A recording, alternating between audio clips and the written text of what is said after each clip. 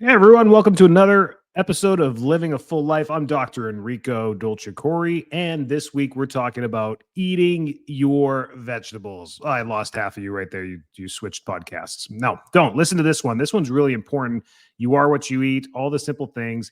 This is going to be a great podcast to have your kids listen to. We're going to keep it really simple and teach the basic fundamentals of why vegetables are so important to be incorporated in our diets. Let's get started. We know this, and as adults, we might be pretty bad at this. Even our kids, it's hard to get them to eat their vegetables, but they're so important to so many different things in the body that we overlook them because we don't think they taste good, but they absolutely taste great, and we have to incorporate them into our diet.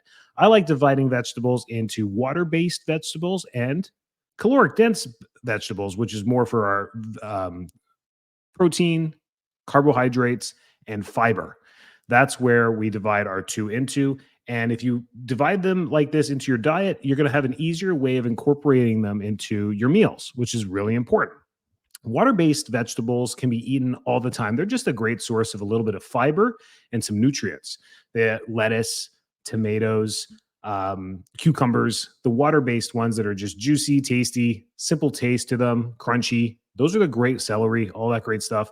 Those ones have low caloric density to them, but they're high in fiber and high in trace minerals, which are absolutely fantastic. So, eating a vast array of vegetables actually prevents you from having to take multivitamins and all these other things. There's a lot of arguments saying that vegetables are depleted from nutrients because of the soil over the last 100 years and everything we've done to the soil. And that is true, but it doesn't mean we shouldn't eat our vegetables. Sometimes I think these things are said to manipulate the way we eat and to have control over what we eat. So the food processing companies have, they're not evil. What they've done is they tried to make food attainable and sustainable for everyone by giving them longer shelf lives, by making them easier to package, by simplifying the process, lasting longer. All these things are important because having fresh vegetables and fruits all the time for 4 billion people, 6 billion people, 8 billion people on the earth now becomes a vast project. So I think that's not a source of evil. I think what's happened is because of highly processed foods and that attainability of trying to sustain the populations of each nation, what has happened is processed foods are pretty bland. And what they end up adding to them is high fructose corn syrups, sugars, and high dense sugars to make them taste reasonable. And what they've done through the research is to find out what is palatable for most people and what gets them to buy more of the product. So they'll manipulate the sugar a little bit, they'll manipulate the salt a little bit, the crunch, the fry, the processing, everything, every little thing. And this research has gone on for many, many years. So we've got this highly evolved processed food conundrum that we're in of low density nutrition in it and really bad stuff that comes with it. So the whole point of this podcast is we have to gravitate as far away as possible from processed foods and really encompass vegetables into our diet as the foundation to the food groups that we eat.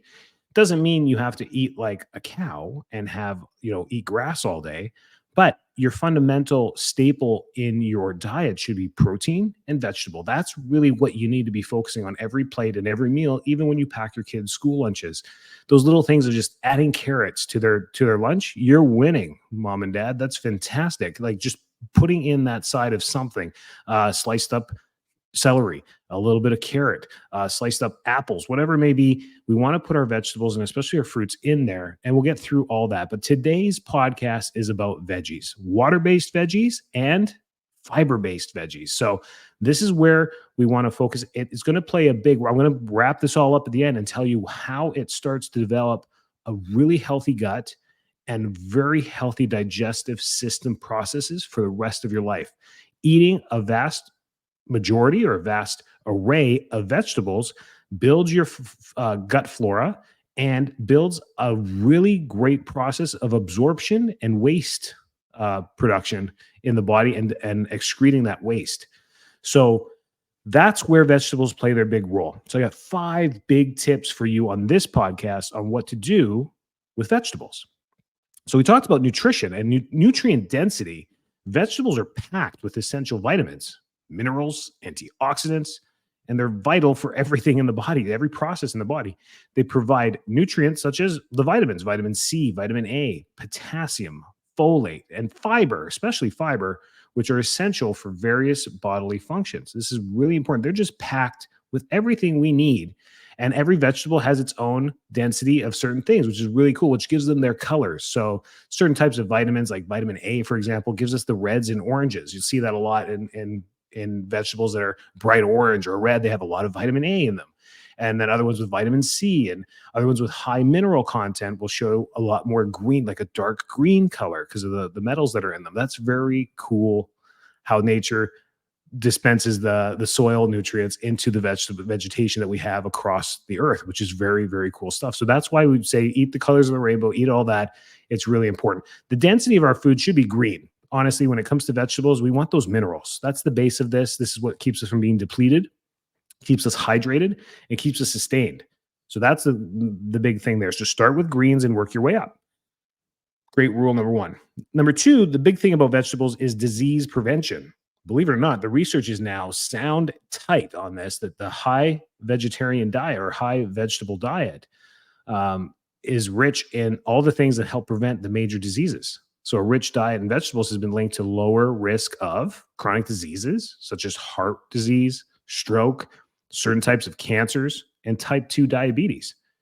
The antioxidants and the phytochemicals found in vegetables help protect cells from damage and reduce inflammation in the body. They play such a huge role. We're meant to eat our veggies. Let's be honest with that.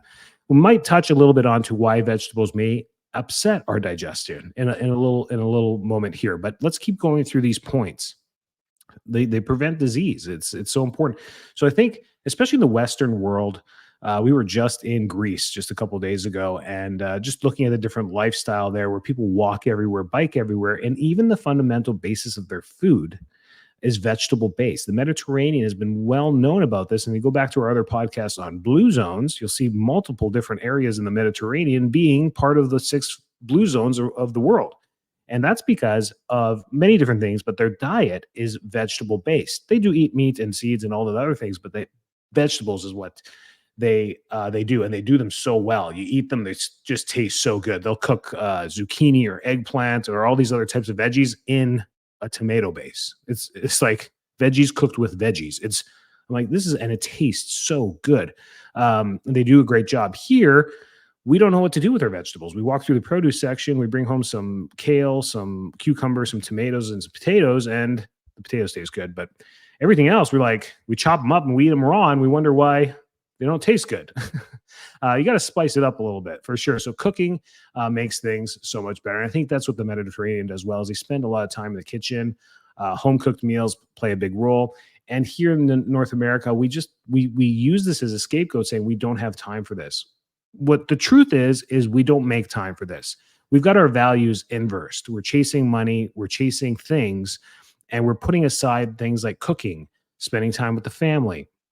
We're spending way too much time on our cell phones and our screens, and the values are inversed. What are we doing on our screens all the time? What are we doing racing and chasing and keeping up with the Joneses, when we put the kitchen aside, we put the shopping aside, we put the home cooked meals aside, we put the dinner table aside, where we're supposed to be spending time with the family and communion together? Like, that's the whole point of social aspects, and the blue zones all come together with that as well, about social bonding and being around a table and being around a community is so good for our mental health. I think I got a little bit sidetracked there, but that is where food is the play. It's a centerpiece to our life, and it's been like that since the beginning of human history. So we need to go back to those fundamentals. So disease prevention. Number 3, weight management. If you've had trouble maintaining weight and you have ups and downs, it's because your vegetable content's too low. Vegetables are low in calories and high in fiber. So making them an excellent choice for weight management. They sustain you. You can eat them all day and gain no weight. They help you feel full and satisfied while providing essential nutrients, which can aid in controlling appetite and preventing overeating. The appetite now in the new literature shows that it's really, we get hungry because we're depleted in something. Our body's craving something, and it's usually minerals. So we get this hunger, and we eat or we go grab something quick, starchy, carbohydrate processed food, we eat it. And a few moments later, we're still hungry. It's because there was nothing sustainable from that. There was no minerals or nutrients in that. So our body stays hungry. And that's the problem with the processed food industry is they high caloric, low nutrient foods. We eat them, they're high caloric. So we'll gain weight if we eat them and we still feel hungry. That is really the biggest thing. In a previous podcast about the gut, we talked about, snacking. I said, there's no word for snack anywhere else in the world. We were just in Greece, like I said, and there was a commercial that came up. I think it was for chips or something. And they had to use the English word. They're like, snacks. There's the Greek. Pommes to supermarket, fame, snacks, pare, snacks. And then this whole commercial was about, and they said snacks because there was no word for it in Greek so it's something that's come up in the Western world. So digestive health. Here's number 4. This is the biggest thing about vegetables. The fiber found in vegetables promotes healthy digestion by adding bulk to stool. So fiber gets put and binds stool together, preventing constipation and supporting a healthy gut microbiome. Fiber also helps regulate blood sugar levels and may reduce the risk of developing gastrointestinal disorders. So there's a whole process to this. We are designed, our entire digestive system, our entire, system, the human system is designed to break down vegetables, absorb the nutrients, use the fiber to move stool through our body and waste through our body, and it uses every part of it.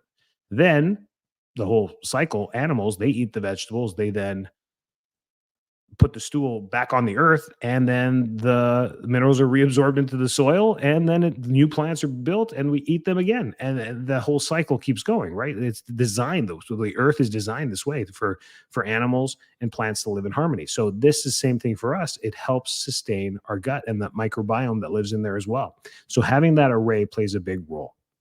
This might be a good part to stop and talk about why some vegetables may irritate our stomachs. I've noticed this in myself too. Depends how we cook peppers, but the skin of the peppers will pass right through me. And I looked into it and what's going on. Why is it just the skin? It's actually the pepper itself.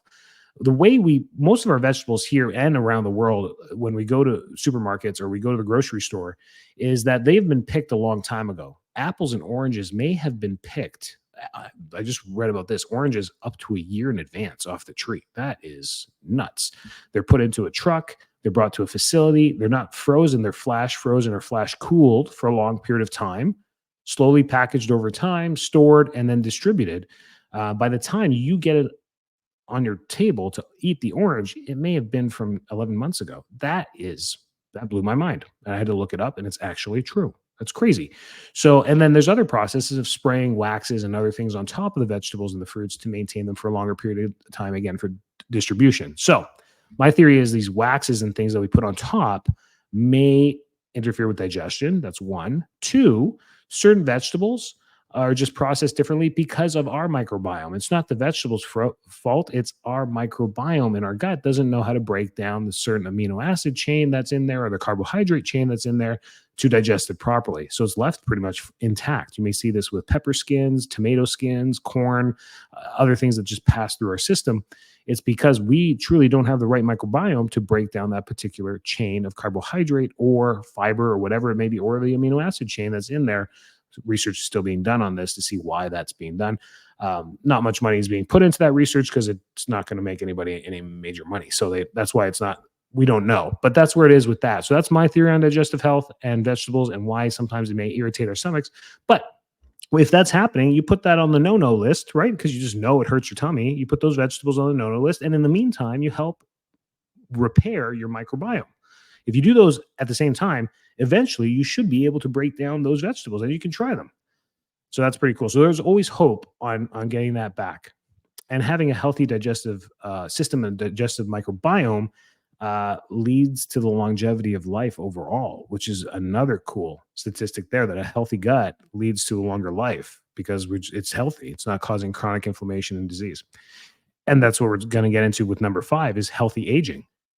The nutrients and antioxidants in vegetables play a crucial role in maintaining skin health, vision, and cognitive function as you age. That's really all we know about all inflammatory diseases such as Alzheimer's, dementia, aging, is that the depletion and long-term depleted function of minerals and vitamins leads to the breakdown of organs. And our brain is an organ in itself. So that can happen over time as well. They help prevent against age related diseases and support overall vitality and well being.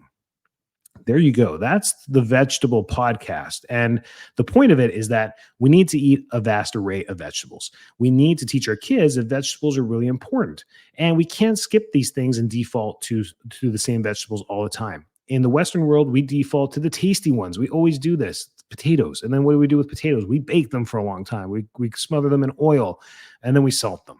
Salt's not a bad thing. It's great. But we always default to potatoes. We default to the tasty, starchy stuff. And we forget about the high fiber stuff: broccoli, cauliflower, kale, spinach, zucchinis, the squashes, all these things that are densely made with fiber that help us promote healthy digestive flow. Should be having 1 to 2 bowel movements a day. That's a healthy digestive peristalsis movement of stool in the body.